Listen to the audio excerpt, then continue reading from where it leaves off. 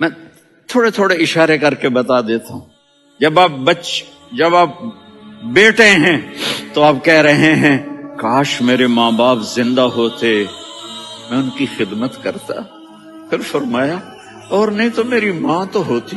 چونکہ ماں کو دیکھا ہے نا، باپ کو دیکھا نہیں ہے، تو فرمایا کاش میری ماں زندہ ہوتی اور میں عشاء کی نماز کے لیے مصلی پہ کھڑے ہو کے الحمدللہ رب العالمین پڑھ رہا ہوتا، اور ادھر سے میری ماں مجھے بلاتی محمد، تو میں نماز توڑ کے کہتا جی اماں جان میں آ رہا ہوں، نماز پھر پڑھا دوں گا. اپنے والدین کی عزت کرو. یہاں کا بڑھاپا بڑا خوفناک ہے کہ اولادیں چھوڑ جاتی ہیں اور ماں باپ ٹوائلٹ جانے سے بھی عاجز ہوتے ہیں. اپنی ماں کی دعا لو، اپنے باپ کی دعا لو.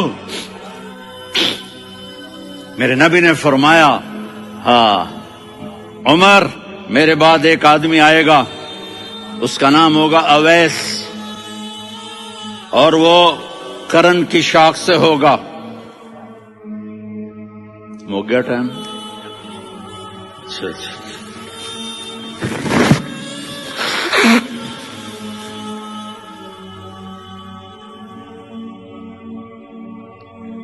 اس سے دعا کرانا، علی آپ بھی، عمر آپ بھی. یا رسول اللہ کس لیے؟ کہ اس نے ماں کی ایسی خدمت کی ہے کہ جب ہاتھ اٹھاتا ہے اللہ اس کے ہاتھ خالی نہیں لوٹاتا. حضرت عمر رضی اللہ تعالی عنہ نے حج کے موسم پر سارے حاجی کھڑے کر لیے، کہا بھائی یمن والے کھڑے رہو باقی بیٹھ جاؤ. تو بیٹھ گئے. پھر فرمایا کہ یمن والے بیٹھ جاؤ، قرن والے کھڑے رہ جاؤ. تو ایک آدمی کھڑا رہا. کہا تم قرنی ہو؟ کہا جی ہاں. اویس کو جانتے ہو؟ جی میرے بھائی کا بیٹا ہے لیکن تھوڑا پاگل سا ہے، آپ کیوں پوچھ رہے ہیں؟ حضرت عمر نے فرمایا وہ نہیں، تو پاگل ہے. کدھر ہے؟ کہا جی اونٹ چرانے گیا ہے ادھر عرفات کی طرف. تو آپ نے حضرت علی کو ساتھ لیا اور دوڑ لگائی سواری پر. دیکھا تو اویس کرنی ایک کیکر کے نیچے نماز پڑھ رہے تھے اور اونٹ چر رہے تھے. تو جب انہوں نے دیکھا کہ دو آدمی آ کے بیٹھ گئے تو انہوں نے نماز شارٹ کٹ کر دی. تو حضرت عمر نے پوچھا کون ہو بھائی؟ کہا جی میں مزدور ہوں. کہا تیرا نام کیا ہے؟ کہا جی اللہ کا بندہ. کہا ارے بھائی تیری ماں نے تیرا نام کیا رکھا ہے؟ اس نے تو نہ حضرت عمر کو دیکھا تھا نہ علی کو. وہ کہنے لگا بھائی تم کون لوگ ہو میرا انٹرویو کرنے والے؟ یہ تو میں اپنی زبان میں کہہ رہا ہوں. تو حضرت علی بولے کہ بھائی یہ ہیں امیر المومنین عمر بن خطاب اور میں ہوں علی بن ابی طالب. تو وہ ایسے کانپنے لگے. میں معافی چاہتا ہوں، میں پہلی دفعہ آیا ہوں، میں نے آپ کو دیکھا نہیں. فرمائیے آپ. حضرت عمر نے کہا ہاتھ اٹھا ہمارے لیے دعا کر. تو وہ رونے لگے. آپ نبی کے صحابی، میں عاجز مسکین، میں دعا کروں؟ میری اوقات ہے میں دعا کروں؟ کہاں؟ ہمیں ہمارے نبی نے فرمایا تھا اویس آئے تو دعا کروانی ہے. عمر اور علی جیسی ہستیوں کو دعا کے لیے کہا جا رہا ہے. پیچھے تہجد ہے؟ نہیں. جہاد ہے؟ نہیں. علم ہے؟ نہیں. نماز ہے؟ نہیں. روزہ ہے؟ نہیں. زکوٰۃ ہے؟ نہیں. خیرات ہے؟ نہیں. کیا ہے؟ ماں کی خدمت، ماں کی خدمت، ماں کی خدمت. میرے نبی نے فرمایا لوگ جنت میں چلیں گے، اویس چلے گا. جب گیٹ پر پہنچے گا تو اللہ کہیں گے اویس کو پیچھے ہٹا دو، باقی اندر چلے جاؤ. تو اویس کرنے ڈر جائیں گے کہ یا اللہ جنت کے دروازے پر مجھے پیچھے ہٹا دیا. تو اللہ کہیں گے پیچھے دیکھو، ویسے پیچھے مڑ کے دیکھیں گے تو لوگوں کا مجمع ہوگا جو جہنم میں جا رہے ہوں گے، ایمان والے، گنہگار مسلمان. تو میرا اللہ کہے گا اویس اپنی انگلی کو پھیرتا جا، جس پر تیری انگلی پڑے گی تیری تو فیل سب کو جنت میں ڈال دوں گا. یہ ماں ہے، صرف ڈالر ہی سب کچھ نہیں ہے، یہ ماں ہے. میرے نبی نے فرمایا اب تیرا باپ تیری جنت کا سب سے بڑا دروازہ ہے.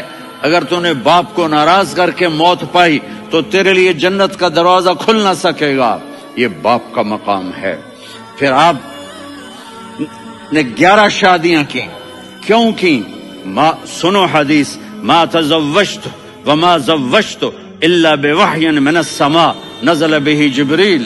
کہا میرے ساتھیوں سنو، اللہ کی قسم میں نے کوئی شادی اپنی مرضی سے نہیں کی، میرے اللہ نے فرمایا یہاں کرو، میں نے کی.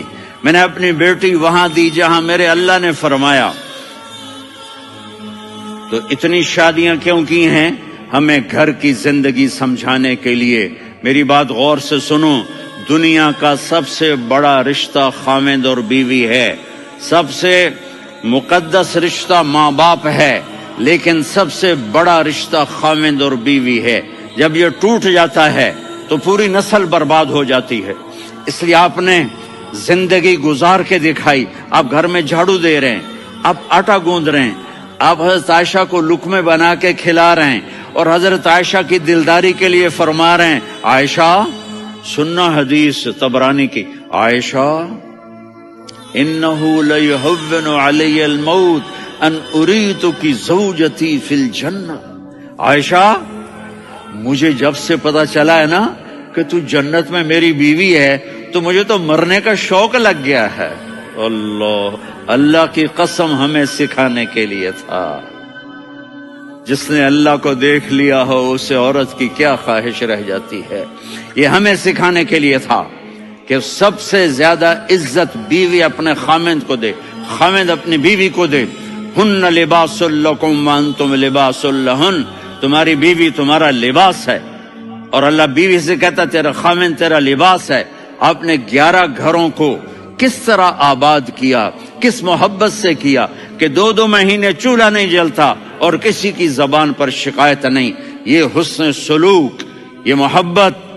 حضرت عائشہ کی عمر تھوڑی تھی، جہاد کے سفر سے واپسی ہو رہی تو آپ نے صحابہ سے کہا بھی چلے جاؤ سارے آگے چلے گئے تو صرف آپ دونوں رہ گئے. تو آپ نے کہا عائشہ دوڑ لگائیں.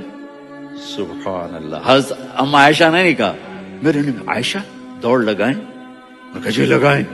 تو کہنے لگے ہم نے دوڑ لگائی. تو کہنے لگے میں آگے نکل گئی، آپ پیچھے رہ گئے. چند سال گزرے تو پھر ہم جہاد کے سفر سے آ رہے تھے تو آپ نے کہا صحابہ سے جاؤ بھی چلے جاؤ آگے آگے آگے آگے. وہ غائب ہو گئے. پھر آپ نے کہا عائشہ دوڑ لگائیں. تو میں نے کہا جی لگائیں.